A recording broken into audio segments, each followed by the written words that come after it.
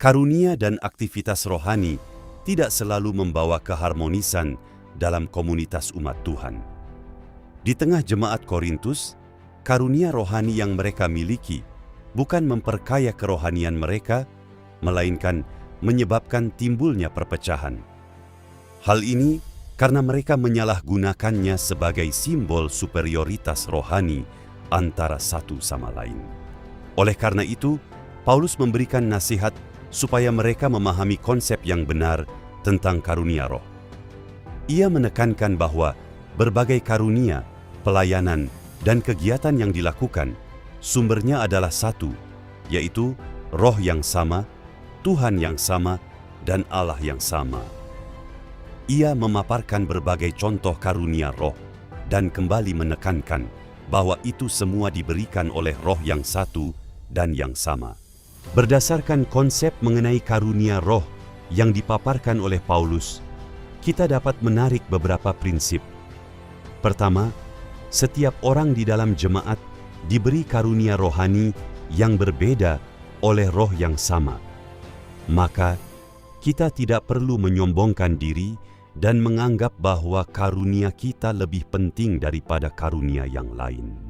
Ingatlah, tujuan diberikannya karunia roh kepada setiap orang adalah untuk kepentingan bersama. Jika pada akhirnya karunia kita justru memicu atau mendorong perpecahan, itu berarti kita telah melenceng dari tujuan Tuhan.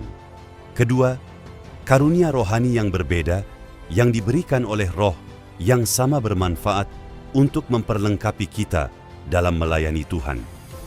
Semua karunia rohani yang ada dalam jemaat bertujuan untuk memuliakan Tuhan, bukan mendatangkan perpecahan. Kita bersyukur karena Tuhan tidak hanya menyelamatkan kita, tetapi juga memperlengkapi kita dengan karunia rohani. Hal ini memungkinkan kita untuk dapat melayani Tuhan secara efektif.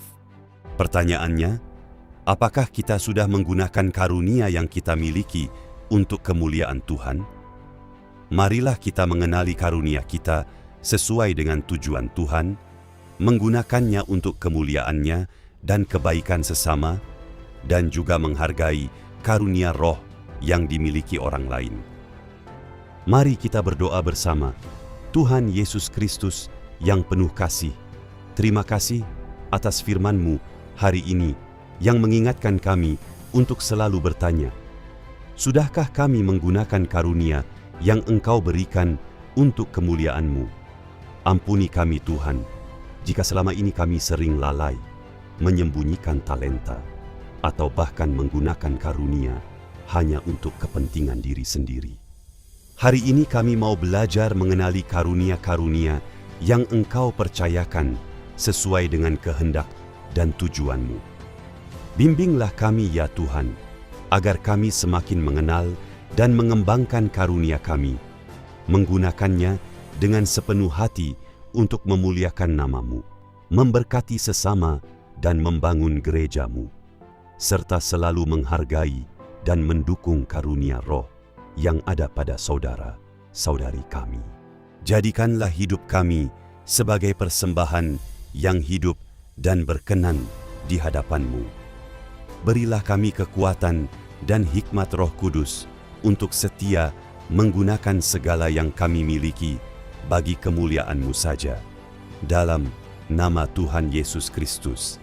Amin.